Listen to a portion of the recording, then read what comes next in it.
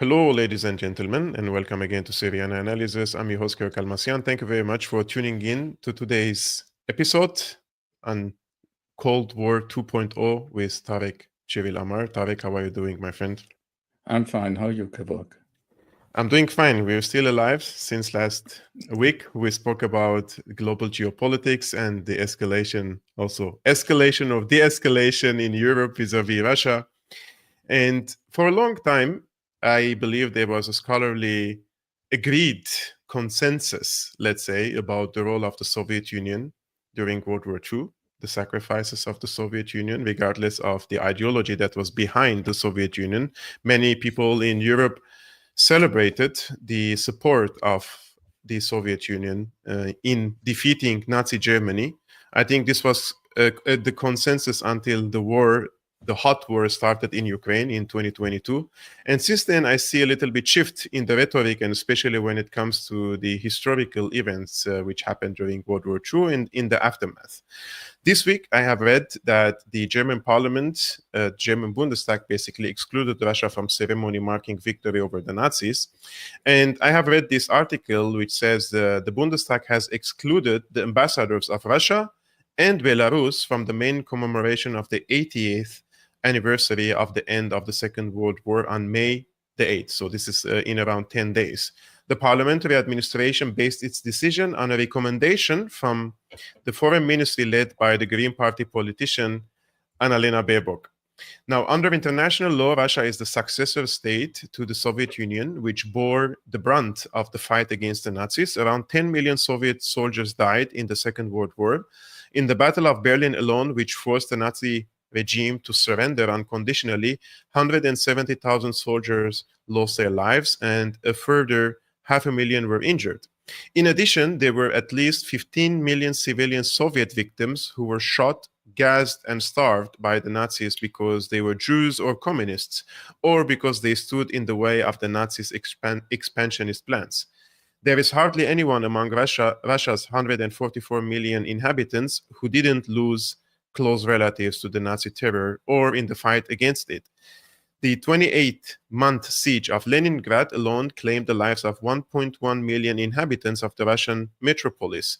But now the representatives of this country are to be excluded from all commemorative events, not only in the Bundestag, but also in cemeteries where tens of thousands of fallen Soviet soldiers rest. In Brandenburg, for example, I think the governor has threatened the Russian ambassador with expulsion if he attends the commemoration of the fallen soldiers to liberate Berlin. Yourself, as a historian, you hear the news, you hear the explanation, your thoughts on it.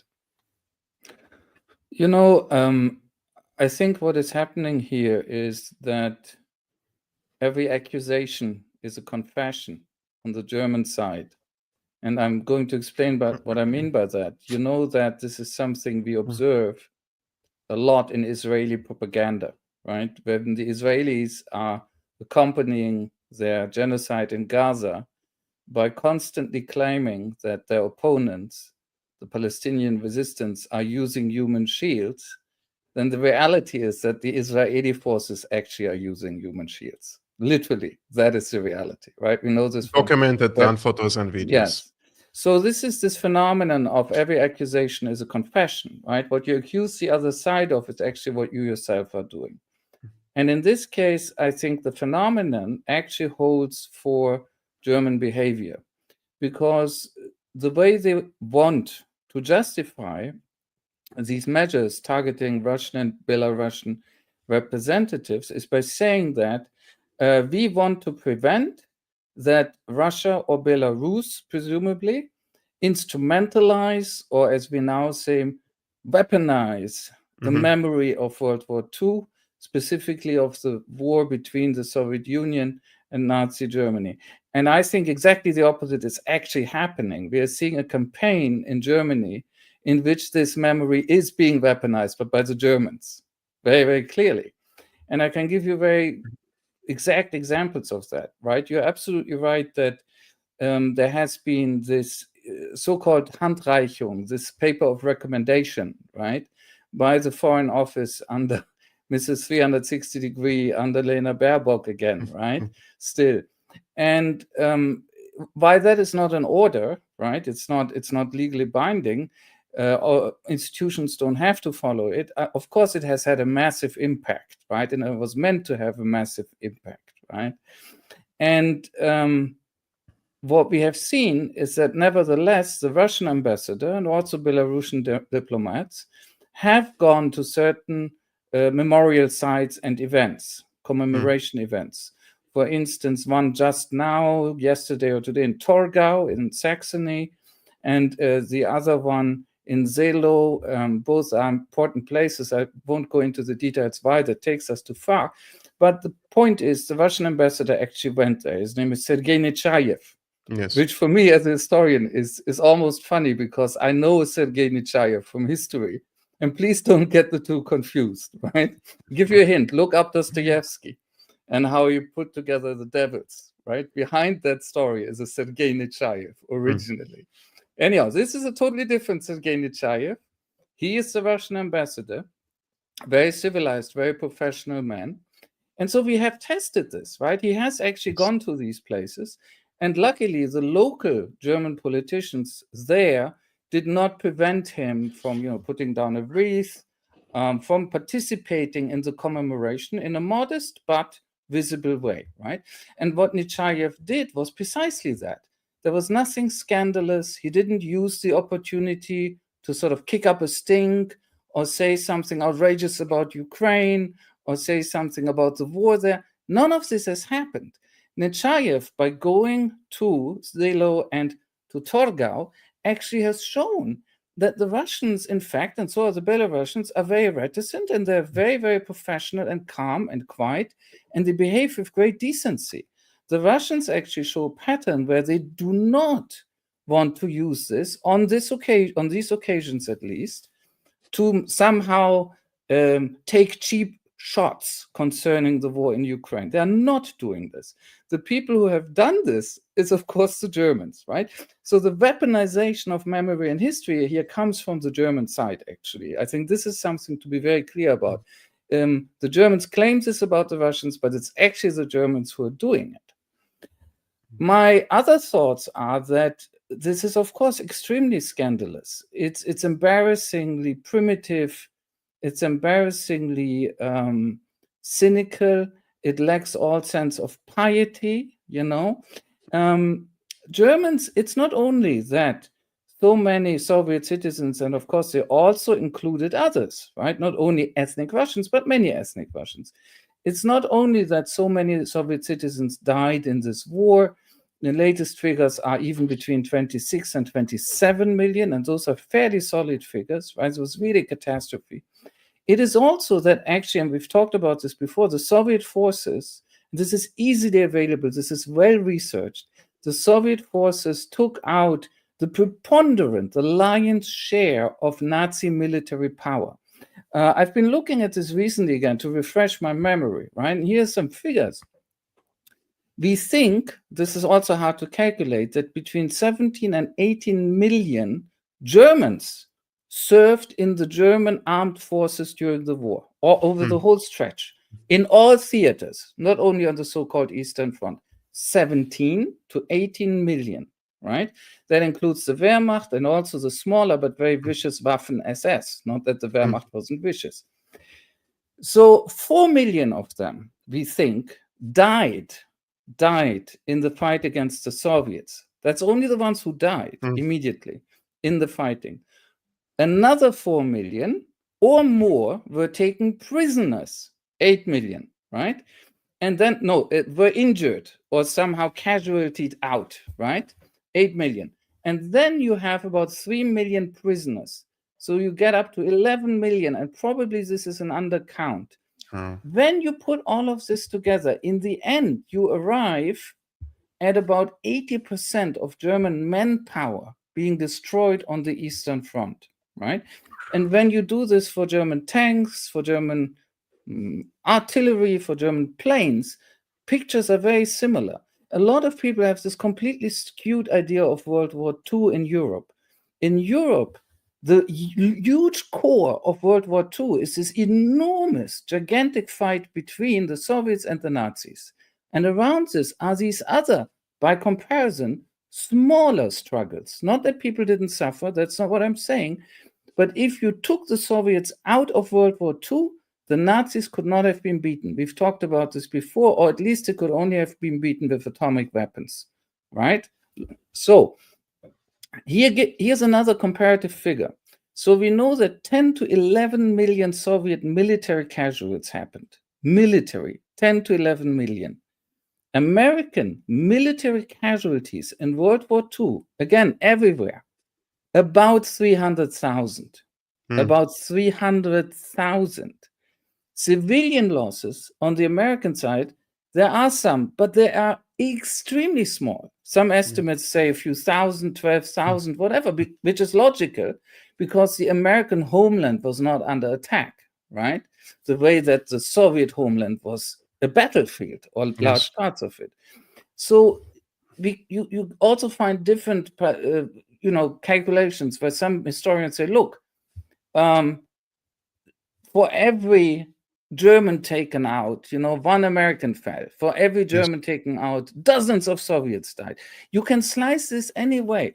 The fact is, and everybody acknowledges this, right? If people who don't acknowledge this are not quite there, flat earthers. The fact is, the Soviet Union destroyed Nazi Germany. There was help, there was the strategic air campaigns, there were other people in the fight, there were local resistances. I'm not denying it, but the Soviet Union was absolutely indispensable. The indispensable nation of the fight against Nazi Germany was the Soviet Union, right? And then there's one last point which I will mention, which is, not only did they sacrifice a lot, they were also treated abysmally when they became prisoners. This changed a little bit over the war, not because the Nazis became nicer, but because they calculated differently over the time of the war. But especially at the beginning, the way the Nazis treat Soviet prisoners is genocidal, very clearly genocidal. They want them to die in large numbers, and they die in large numbers, right? And in the end, millions are dead. If you're a Soviet and you fall into German captivity, you have a very good chance of being killed there by disease, by direct violence, by cold, you name it. And the Germans want this to happen. There's an old legend about this, that the Soviets hadn't signed up to the Geneva Conventions or something, and therefore the Germans, this is all nonsense. The Soviets literally, at the beginning of this part of the war, turned to the Germans and basically said, through diplomatic channels that still existed, look, you abide by the conventions, we abide by the conventions. Let's do it. The Germans said no. And there were specific reasons, ideological reasons, logistical reasons. They did the German thing at the time. They betted on mass murder, and they conducted this against Soviet prisoners of war, right? So sometimes you're also dealing with a story where this is not merely about Soviet war graves in Germany, as in Zelo. This partly is also about Soviets who were murdered by Germans in camps, right? In a genocidal operation, essentially. And all of this is just, swept away with sort of one quick movement of the Snyder book, which probably inspires this, or the Apple bomb. And what you get is this extremely brutal, insulting, offensive policy on the German side. Yes. If you're a Russian and you're the successor of the Soviet Union and you see this disrespect, let's say, for the fallen of the Soviet Union against Nazi Germany, then you see how the country is not invited to some of the ceremonies. And other fascist leaders, for example, Bandera's memorial is still active here, and people go and visit without problems. I think this gives, it plays in the hands of Russia and the Russian government in this case, that Europe is the one who changed, and they're the ones who trying to go back to the past, or at least in Ukraine. So we know that Russia also creates narratives, and the Europeans create narratives. So in this case, the Russians, this narrative that they're trying to create in Europe is playing in the hands of Russia, in the sense that the Russians are now pointing finger at Europe and say, look, they are allied with the neo-Nazis in Ukraine. And not only that, they are uninviting us from the Victory Day, basically, which is a historical event, Yeah. and those are solid historical scholarly agreed facts, and they're the ones who are trying to change history. So what I'm trying to say is, even if they're trying to create a new narrative in Europe, this is not really helping them. In the contrary, it is helping Russia, in this case, to mobilize more people and supporters among its people for the war in Ukraine. I think I agree with you in general. I think at the very least, the Germans, and here specifically, but also the Europeans, if you talk about, what is the political effect of all of this, right?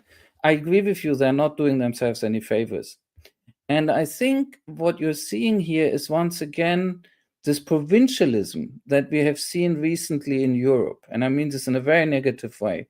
The way that Europe's elites in politics and in media and in culture have, not all of them, but many of them, have become very bigoted, very narrow-minded. Their horizons are very narrow, right? Because if they had wider horizons, they would look at the world. They would know, maybe, if they studied a little bit at school or at university, that, for instance, the Battle of Stalingrad during World War II was a global event at the time. We can trace this very well. This was a global event already. The world was modern enough for this. They didn't have Twitter, but still they had enough of modern media to make this a global event while it took place. And when the Russians or the Soviets won it, it gave everyone in the world who was against Nazism, against fascism, more broadly speaking, against the Axis and all that, an enormous boost in confidence, right? So this global history of the Russian or the Soviet fight and the global history of the Soviet victory in the end is very important. And what Europeans don't see now in this new, very narrow-minded mode is that they're going against that. There is a bit of a parallel, right? I don't want to overdo it, but there's a bit of a parallel with the way they've reacted to the Gaza genocide by the Israelis. The whole world looks at this and looks at the Europeans and the Americans and is aghast, right? I guarantee you, the vast majority of the world population of the 8 billion, over 8 billion people in the world are against Israel, against the US, and against Europe, right? They are the ones who are now isolated, right? And to an extent, something similar is happening here. I guarantee you there are a lot of people, for instance, in India, who do not at all understand how the Germans dare do this to the Russians over the memory of their fallen in this war, right? And they're right about this. This is a perversion. And what people in Germany and Europe apparently don't see, if we're talking about how this affects their image, is that they're damaging their own image enormously. Yes. Right? This is happening when I speak with friends and colleagues, Russian friends here and Russian friends also in the Russian Federation, and they are echoing your thoughts, basically, and fears that there is an attempt to rewrite history. And I think this is a ridiculous attempt, especially that this comes in the context of the Ukraine war. So the politicization of history basically is happening from the side which is accusing Russia. Exactly. The politicization. Yeah, it is all happening. As we speak, one of the countries, of course, is trying to censor now the Russian officials and banning them from going to the ceremonies is Germany. And in this case, I have came across an article today, which is published in the Berliner Zeitung, and this is the Berlin newspaper, guys. And the article title says, exclusive, dead voters, no ID checks. This document reveals gross errors in the federal election. Marcel Luther is challenging the federal election results. His points of criticism are numerous. The Berliner Zeitung has obtained the complaint exclusively. And it seems that Marcel Luther, he is a former member of the Berlin House of Representatives and currently chairman of the Good Governance Union, has submitted a detailed objection. And this is approximately 80-page document to which more than 200 pages of attachments with supporting documents are attached. And in this document, basically showing there were irregularities in the voting, especially outside of Germany. And this could have led into the changing of the votes with tens of thousands of different votes that could have been added on the election results. And as we may know, one of the parties which was mostly harmed by these possible, let's say, errors in the counting of the elections is the Bundes-Sarah Wagenknecht party.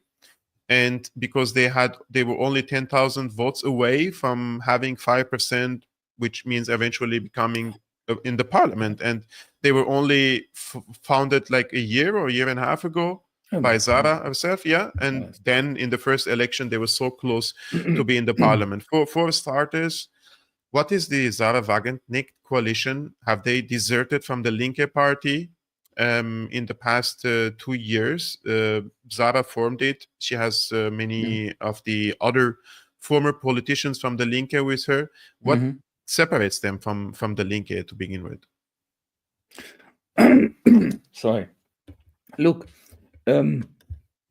my understanding is, my way of thinking about the BSW, right, the Bündnis Sarah Wagenknecht, is that I see them as a party that is genuinely left-wing in terms of domestic policy, social policy, foreign policy, and that is centrist or even to the right in some areas in terms of cultural policy, roughly speaking, and also in terms of migration policy, which a lot of people don't like, some like it, and so on. But that's, I think, how you could describe them very quickly.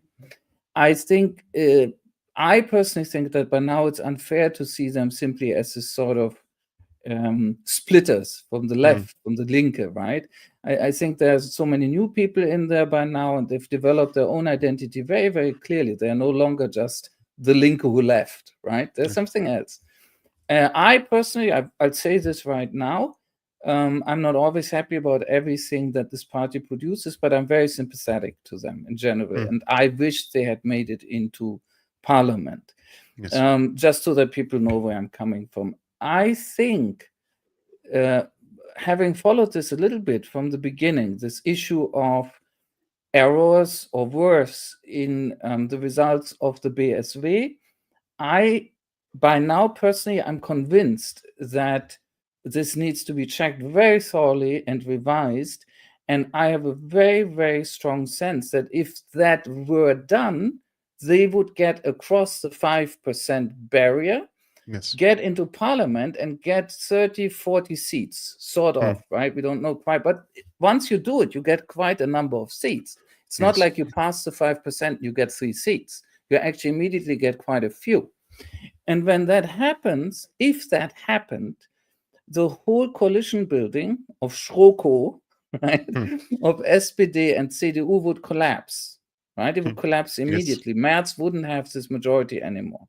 Now, unfortunately, I believe that because of this fact and others, the traditional parties will try to keep them out by all means, fair and very much foul included. So as you know, it now has to go through essentially a sort of commission or committee of the federal parliament.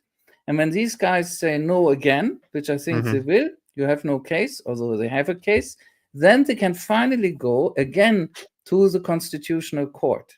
There's a lot of potential there for hanky-panky, for delaying tactics, for trickery, and so on and so on. And I'm pessimistic. I think it will all be used against them. I wish that this would be done and corrected. I'm not sure it will happen. I do think, I see it in a context of the suppression of legitimate political forces that the established parties don't like anymore. This has happened in a way in Moldova. It has happened in Romania. It has happened in a way in France, when Macron manipulated the election result in a shameless way, right? So we are having actually a trend in Europe where the established parties, like what some people call the radical center, right, are becoming very brutal about keeping down and keeping out challenges by all means by now, right? One of our commentators says, der Verfassungsschutz does a mean hanky-panky. Yeah, not only they.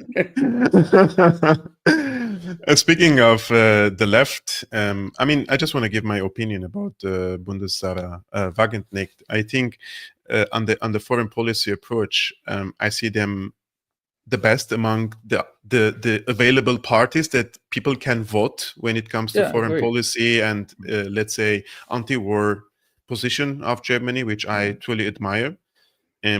I mentioned in the past, even if I in the future have the right to vote, I will not vote. But if I was if my concern was not to wage further wars, I think Zara's party would be the perfect candidate in that. But unlike Zara's party, this week we have a report, and this is also reported by the Spiegel.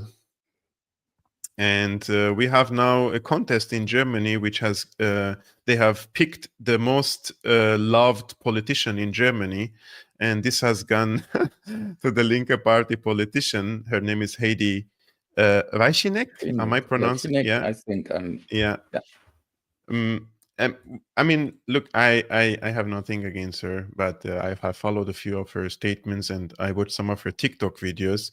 It seems that the TikTok culture has also come to the official parliament buildings, where officials are dancing and making short videos and singing hip hop music, and this is how they are basically advancing careers. And when she speaks about making peace or negotiations with the Islamists, this is what one of her controversial statements that I recently read, that we have to be open with discussion with the Islamists. And she also mentioned Syria in this case, that Germany has to be open with negotiating with the Islamists. The problem is that this type of rhetoric is harmful also for people who seek progressive policies in their own countries. Like the progressives here, or what they call themselves the left, who preach progressivism in Europe, are doing exactly a disservice to the people in West Asia or in the Middle East by supporting regressive groups. And the justification is always there. We're fighting against a dictatorship, but if you replace a dictatorship with a regressive regime, basically, you're not really pushing for progressivism in this case. This is my biggest take against the left in Europe, which I see is increasingly dying. I don't see really there is a solid left-wing power any longer in Europe.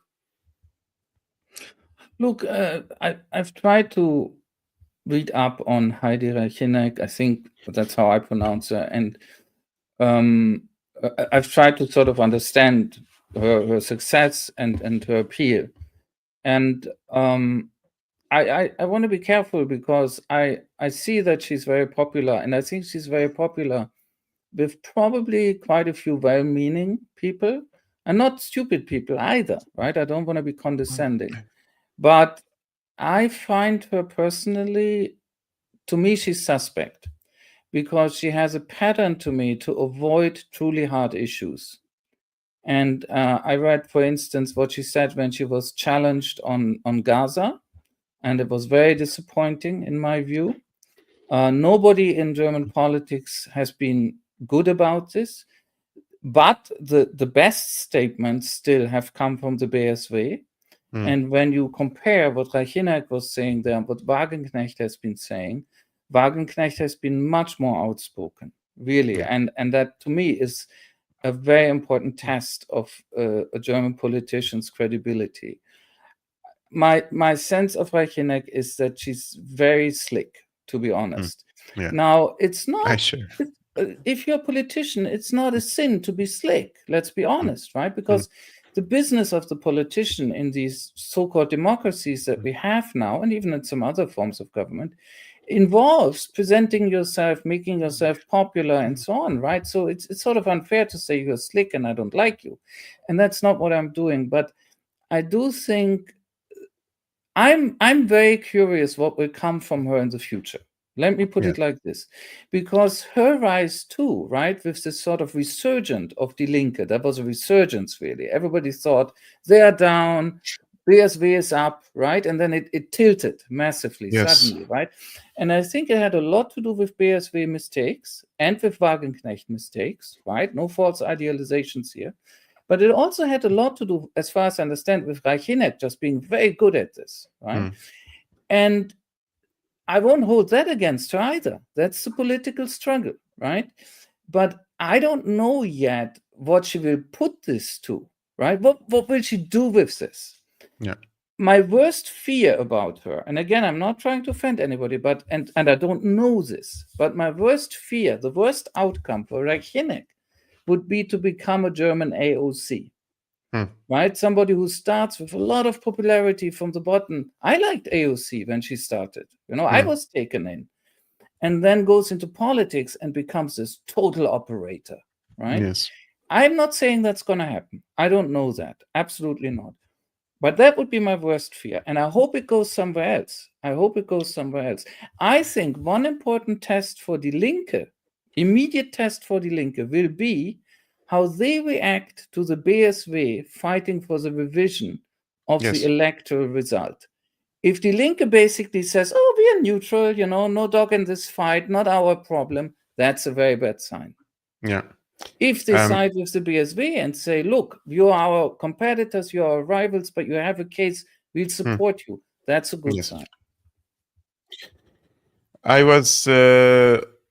I came across, because I was checking about the left-wing scene here in Germany and in Sweden, basically. I came across a post made by my friend. Basically, I was surprised from this.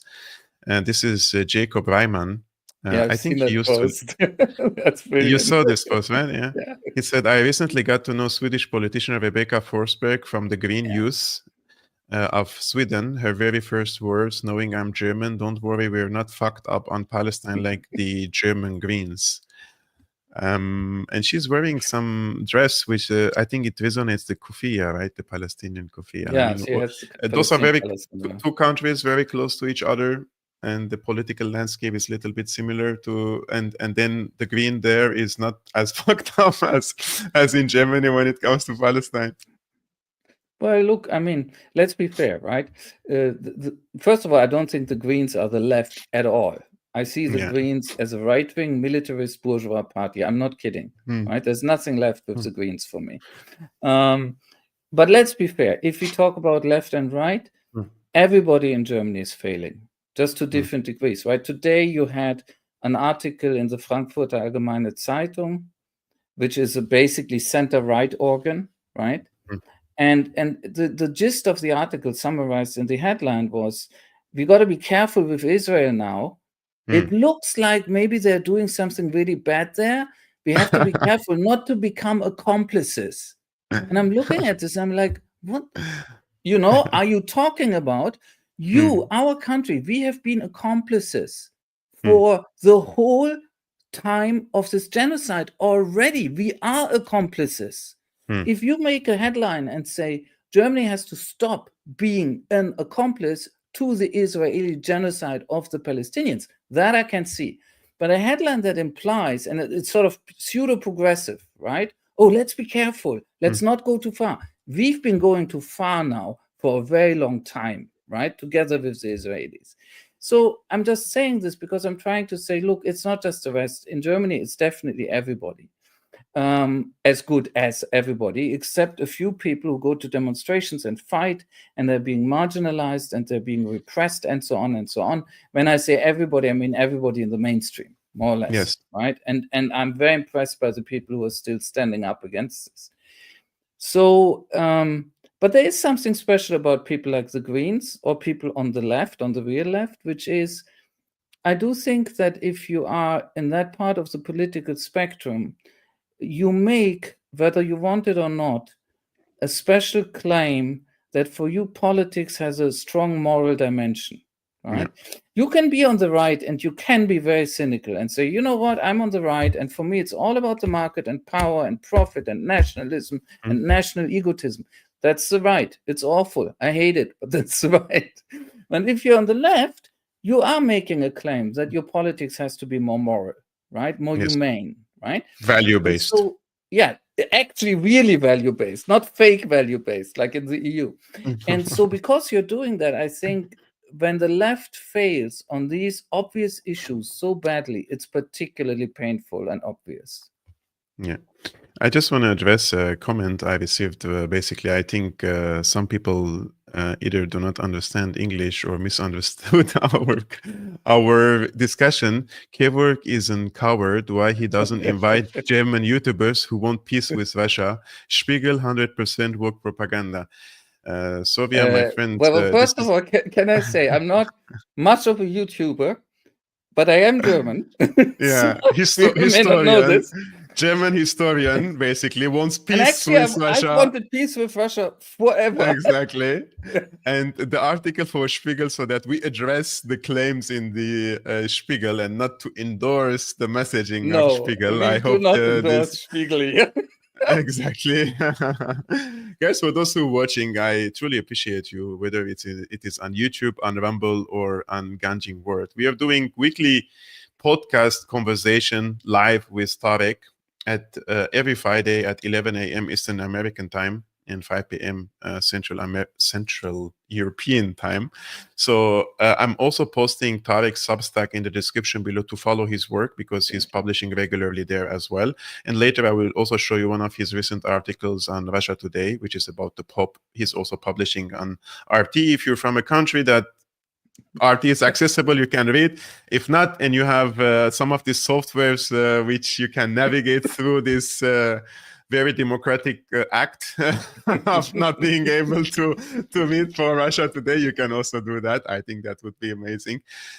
For those who want to support Syriana Analysis, we are only 1,000 subscriptions away from hitting the 100K goal. So I would really appreciate it if you subscribe, hit the like button, and share this video with your friends. Now we will move a little bit, Tarik, to what's happening in Russia. I will just show this video to our audience. How are you, Mr. President? Fine, just fine, thank you. How are you? So good to see you.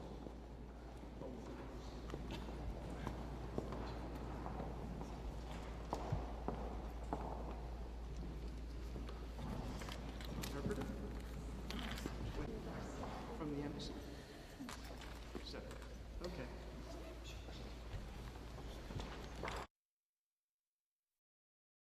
So this is from today.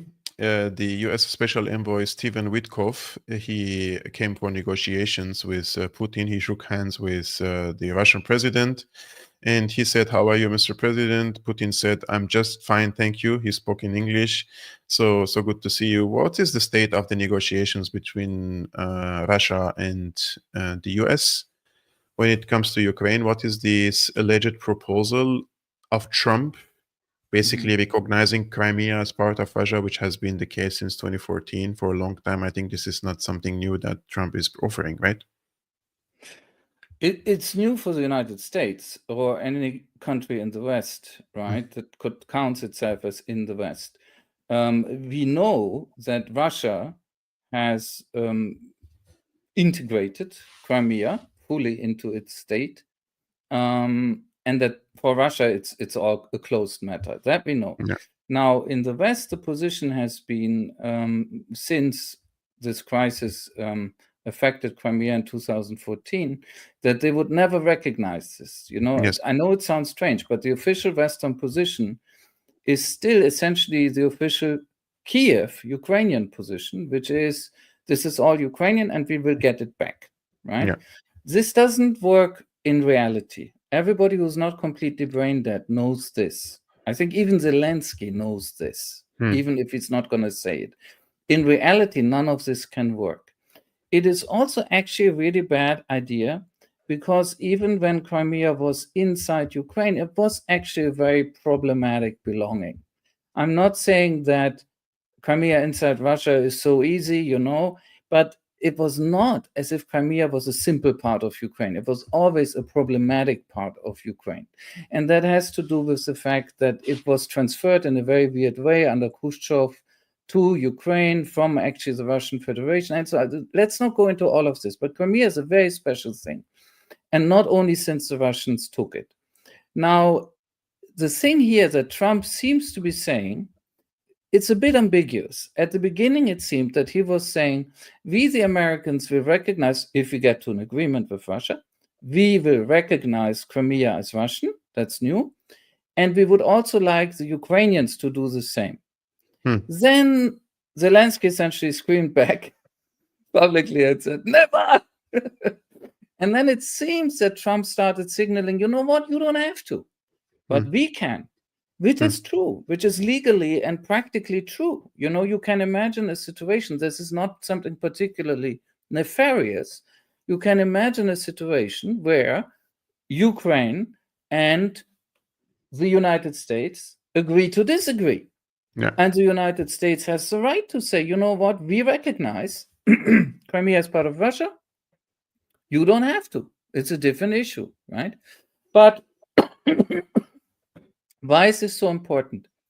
Because if the United States, even if the United States alone, were to recognize officially, not just tolerate, but recognize Crimea as part of Russia, they would have accepted the principle that since 2014, the borders were changed. Yeah. They wouldn't have accepted this for all these territories further north, right? In these 4 oblast regions that are to the north of Crimea, more or less. That they wouldn't have accepted. But they would have accepted the principle that Russia took something, even if the Ukrainians were against it, right? And that nevertheless, Russia can now have a full legal title to it. And this is why so many in the West who want to be more bellicist, who want to, I think, the war to continue, are so dead set against this. They fear that precedent. Now, if you ask me, there's no way around this already. It's simply too late for anything else. If everybody had been terribly clever, then maybe Crimea could have been handed over into some sort of mixed regime before 2014, before everything boiled over, right? But all of these ships have sailed. This will not change now, except if in the faraway future, presumably faraway future, if Russia should ever undergo a major, horrific crisis again and get so weak that everything is up for grabs, right? These things happen in history, but under normal circumstances, if the trajectories are more or less prolonged as they're going now, Ukraine doesn't have a chance to get Crimea back. All that Ukraine can do trying to get Crimea back is lose more and more of its other territories. Because while it's trying to do this, it will exhaust itself more and more demographically, economically, militarily, and the Russians can then use this to take more other territories. Yes. Now, talking about other territories, it is not quite clear what else the Americans have in mind. Are they saying to the Russians, you can retain everything you have actually occupied, even outside Crimea, and we will then tolerate that? We are not recognizing that, right? What you have in Zaporizhia, for instance, we're not recognizing it, but we're tolerating it. We won't disturb you, right? Yeah. That seems to be the case. Now, the Russians have long said, we don't only want everything we occupy on the ground, we want these whole oblasts. And what a lot of people don't know is, but you see it immediately when you look at a map, in spite of their advances, the Russians still do not control all of these oblasts entirely. Yes. If the Russians were now to say, we are okay with what we already concretely have, that would be in a way a Russian concession, right? I hope people are not boiling over because of the language I use, but objectively it's a concession because the Russians would retreat from a claim they've made earlier, right? Yes. The other thing is the Russians have always been adamant that NATO must be taken off the table for Ukraine. It seems the Americans are offering something like an assurance that they will never agree to NATO for Ukraine. Now, if you know how NATO operates de facto, if the Americans don't agree, nothing can happen. Maybe under Trump that will change because they leave NATO, more or less, right?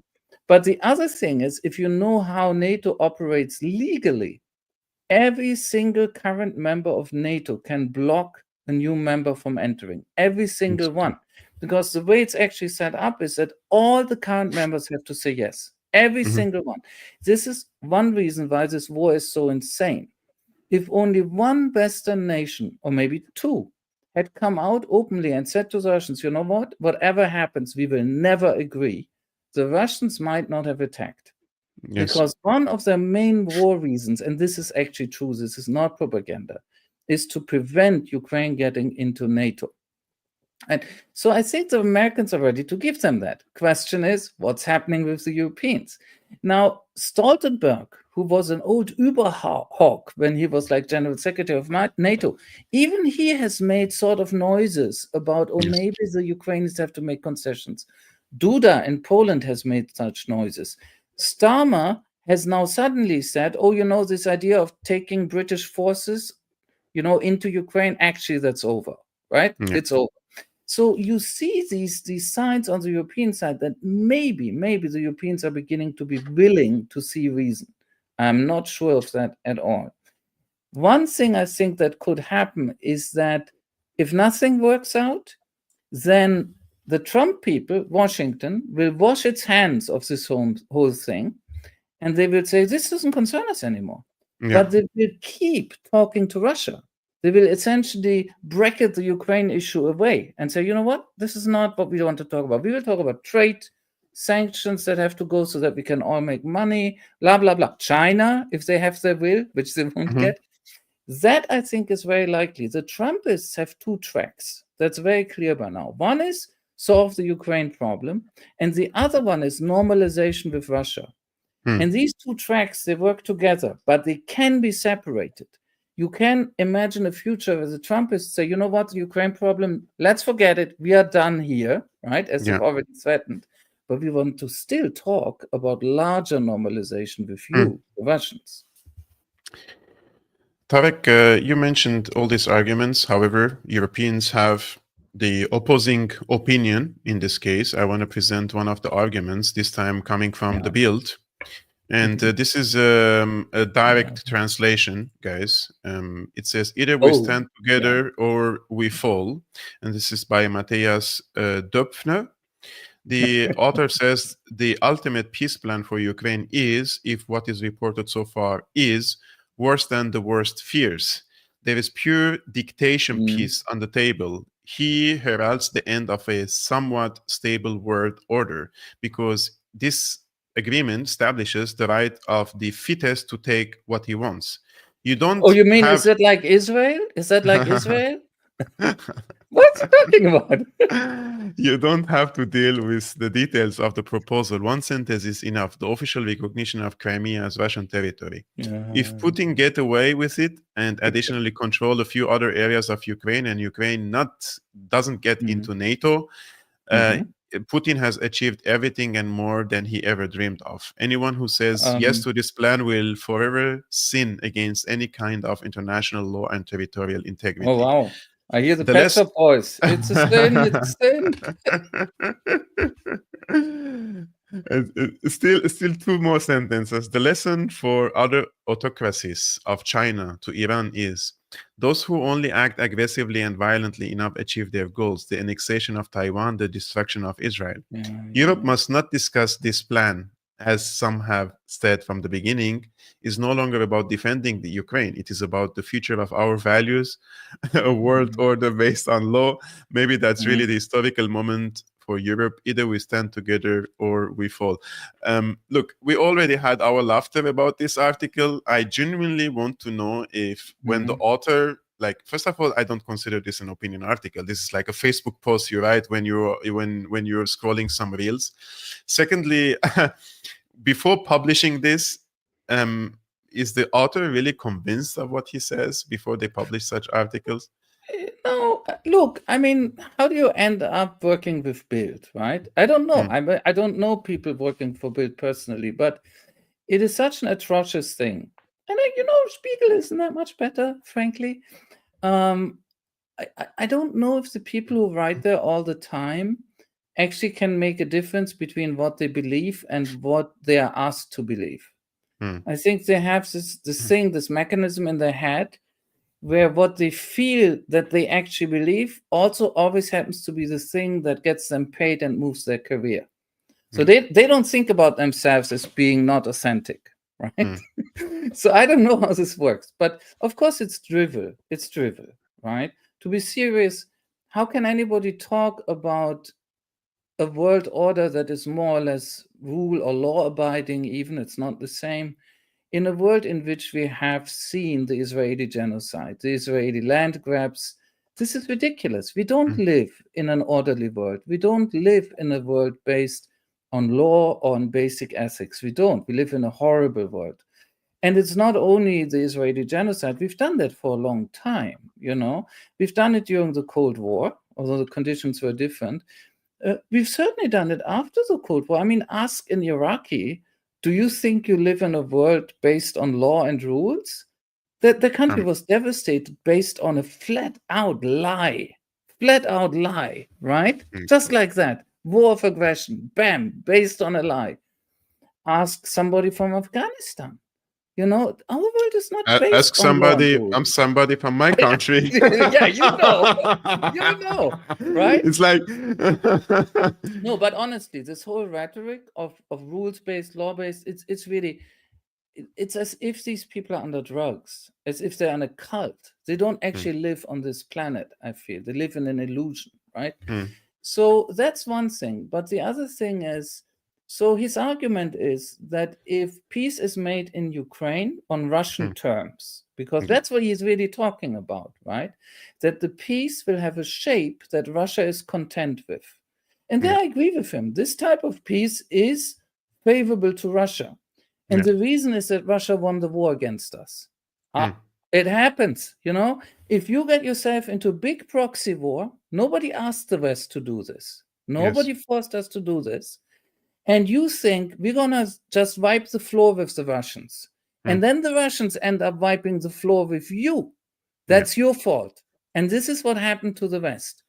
So we got involved. And now, while Ukraine is being defeated, the West is also being defeated. These defeats look a bit different. I understand. But I guarantee you that in retrospect, this is what historians will say about this as a turning point event. This was the event when the Russians didn't only defeat Ukraine as they planned to do. That was their real aim at the beginning. But the West was foolish enough to get involved, and then the Russians ended up defeating the West too. All these people who are so concerned about what happens to Putin's authority, right? If we give in. You know what? If you didn't want to help Putin's authority, again, you shouldn't have joined the proxy war. Because if Putin had defeated Ukraine alone, the story would be, well, yes, Putin with his bigger army, bigger country defeated Ukraine. Okay, big deal. Now the story is, and it's actually a true story, right? Now the story is Putin stood up against the West and Putin won, right? So the people who did this in the West, you made a massive contribution to Putin's authority. You did it, and nobody forced you. So this is what this guy is crying over. But the fact is that the war has been lost. And continuing it means only one thing, having more Ukrainians killed, and Russians too. While probably Ukraine is going to lose even worse in the future. That's all he wants. And what is he concerned with? I mean, look at the article. Nobody ever really talks about the Ukrainians. They don't care. There is this hooray, hooray, Ukraine, Ukraine.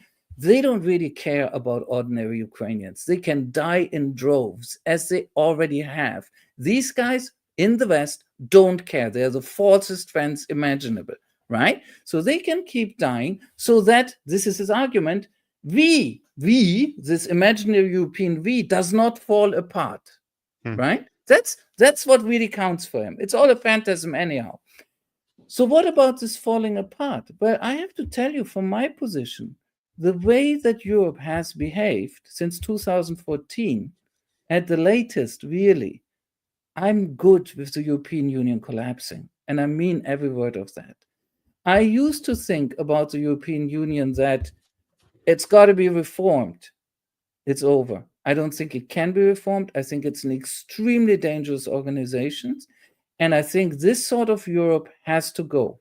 We've talked about this before.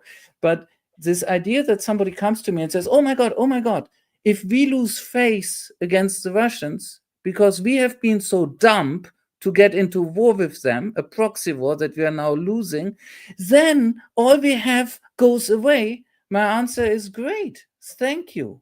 I'm looking forward.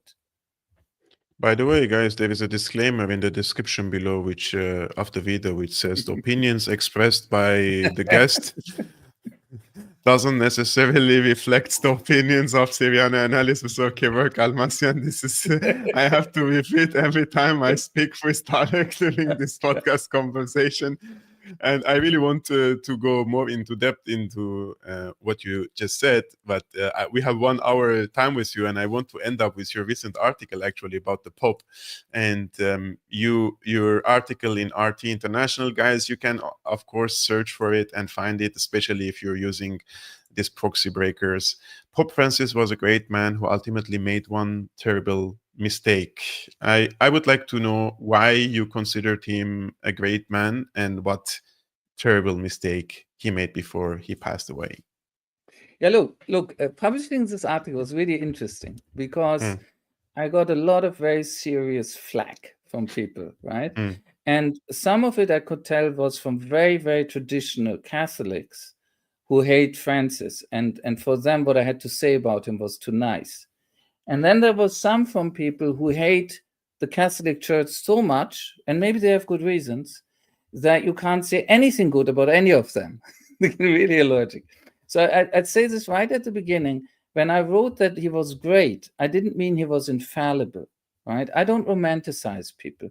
I'm very well aware of, I think, many of his flaws. Not that I know his whole life, but I have a basic grasp of the fact that, for instance, during the dirty war in Argentina, that extremely brutal right-wing dictatorship, right, that he did not do his best, right? I don't think he directly collaborated with the regime, but it's pretty clear that he also was not like a valiant resistance fighter. I'm aware of the fact that he did not appreciate liberation theology when he should have, right? There are a lot of things about Francis' life when you go back in his time before he becomes the Pope in 2013 and after too. I'm aware of the fact that his reactions to child abuse scandals were not ideal. Although he did make some strong moves, he also made some big mistakes there as well, in this very important area, right? But what I mean when I say he was great is based on essentially two things. I think that by the time he became Pope, he had grown, as it were, above his limits that he carried with him from Argentina. Some people say he was still sort of a right-wing Peronist. I don't think that at all. I think that by the time he becomes Pope, I think he really changed over his life. He is much more of what maybe some people would call a left-wing populist. I would call him a form of socialist. I know that some socialists will be angry, but hear me out. Socialism is not Marxism. I have a lot of sympathy for Marxism too, but it's true that even in very modern history, there were socialists before there were Marxists. This is why Marx and Engels were so keen to delimit themselves against the older socialists, saying, you know, those are the utopians, we're the scientific ones, right? And whichever side you stand on, it's true that socialism is broader than Marxism. That's just a thing, right? And I think that in this broad definition, the person he is when he is Pope, not necessarily before, late in his life, is generically a socialist. And you have to understand that after the Cold War, after the Soviet Union was destroyed and its sort of system, socialism has had an incredibly hard stand in the world. We have been living in a hell of liberal capitalist hegemony, right? And we are still there. So if there's a force, be it China in its way, or be it the Pope, who somehow contributes to keep something socialist alive, I'm going to appreciate it, right? Now, the other thing I should say is that people deserve full disclosure. I was raised as a Roman Catholic. I again and again get racists, often from Germany, who are like, what do you want, Muslim? Oh, yeah. I grew up in Germany. I was raised as a Roman Catholic. I'm German. I served in the West German army, people. I was German as they get. So one of the things is I was raised as a Roman Catholic. I'm a very lapsed Roman Catholic by now. But I never quite get rid of it, right? And while I couldn't stand Benedict the 16th, Ratzinger, right, who was just a deadening reactionary, I do think that Francis was a much more ambivalent and complicated and interesting figure, and there was genuine goodwill in his character, I think, whereas I don't see that with Benedict at all, right? The other thing that was good about Francis is he really understood that the Catholic Church as an institution is now much bigger than Europe, and that it has grown beyond Europe. In a sense, I don't want to overdo it, but it's interesting that Francis happens when multipolarity is emerging as a big thing. You could almost say he's a bit of the Pope of multipolarity, the Pope who takes Africa, Latin America, and Asia as well seriously, really seriously. John Paul II, the arch-conservative from Poland, did it too in his way, right? But I didn't like his politics that much. And also, I still think that it was much more genuine with Francis and more systemic. Now, the other thing, what I should add is I also wrote that he made one really terrible mistake. Not mistake, I think it's a sin. He did not protest against the Gaza genocide. And this made some people very angry that I pointed that out, because they told me, yeah, but he did speak up. He said the Israelis are cruel. He said this isn't war, this is something else. He spoke of cruelty. He did all of these things. That's true. And he also made a statement where he says, in essence, I'm paraphrasing, according to some experts, there are characteristics of genocides, and this must be checked very carefully. But that is it. He didn't go beyond it. And I will say that I think as Pope, he had to come out and say this is a genocide, no more discussion. And also, every Roman Catholic has a moral duty not to participate in any way, even sort of intellectually, not to support it, and if they can, resist it. Not everybody can resist in every place, in every situation, but if they can, make some contribution to resisting it. Don't vote for the politicians who support it. Go on a demonstration, whatever it is. And I also think, and I know that people sometimes laugh at me when I say this, but in some respects, I can be very conservative too. And I think that the Pope should have excommunicated Joe Biden, excommunicated him. The Pope should have said, you, Joe Biden, are a mass murderer, including of children, and I will excommunicate you from the community of the Roman Catholic Church. If he had done that, he would have finally overcome the great disgrace of the Catholic Church, the Roman Catholic Church, during the Second World War, when the Pope then, Pius XII, famously didn't stand up to the Nazis. He didn't stand up to the Nazis, right? And this has always been a terrible and deserved blemish on the Roman Catholic Church. And then there are people who tell me, yeah, but the Pope is a leader and he's a politician. No, I'm sorry. The Pope is a very special politician. And if you don't want to be that, don't become Pope. The Pope is not just any leader in the world.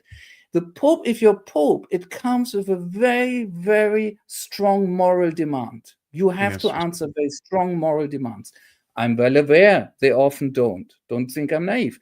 But that is the theory, right? Consider one more thing. If you look at the Roman Catholic Church in structural terms, it's a monarchy. I'm not kidding. It's a monarchy. It's an elective, absolute monarchy, right? So with all the constraints that a Pope is under, and there are many, I get it, ultimately a Pope has enormous individual power. And it would have been in the power of Francis to do all of these things. And I think he should have done them. That's the terrible error, mistake, sin I'm talking about at the end. You know, Tarik, in the past 14 years, I have met with at least two of the messengers of Pope in Syria, those who evaluate the situation, let's say the security conditions, and especially the Christian communities, and especially the Catholic community in Syria and Damascus.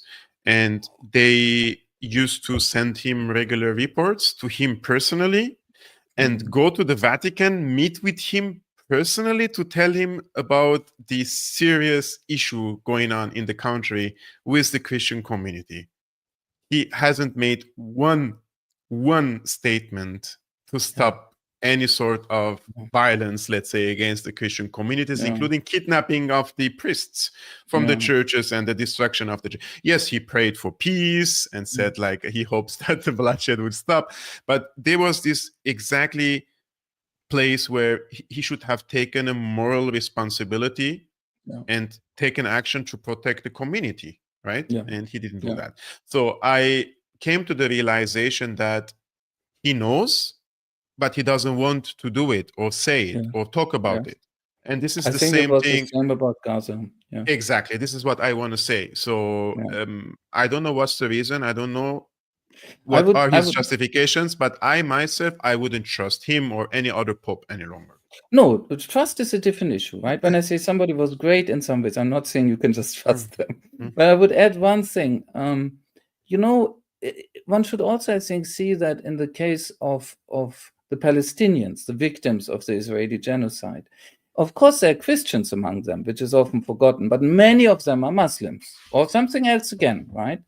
So if he had actually really, really come out, guns blazing, no more reticence, no more restrictions in their favor and against Israel, he would have sent such a strong signal. It would have been a Christian Roman Catholic Pope taking the side of a group of people who are mostly not Christian, right? That would have been it. He would have had to do that. Yes, I think so too. Tarik, I really enjoyed this conversation with you, and the comments also say the same thing. Guys, we are doing this weekly, every Friday at 11 a.m. Eastern American time, 5 p.m. Central European time. I'm just now confusing Europe and the United States altogether. And the name of the show is called War 2.0. We are discussing about global geopolitical issues from Russia to Ukraine to Europe to the United States, China, tariff wars. Also, we're going to discuss in the future probably if something serious happens in Iran. But mostly we are discussing now this hard relationships, let's say, and difficult complexities of the relationship between the East and West, etc. So if you like this work, you can hit the like button before leaving this conversation. Subscribe to this YouTube channel. We are only 1,000 subscriptions away from hitting the 100K goal. And also checking the work of Tarik. The work of Tarik is in the description below on Substack, but also is scrolling on the screen, substack.com/Tarik Cyril Amar. And if you like to support this independent podcast, you can become a patron, patreon.com/Syriana Analysis. And there are also other means in the description below. And I will see you on Monday. Thank you so much, Tarik. Thank you. Thank you, Kevork. Thanks. Salam, guys.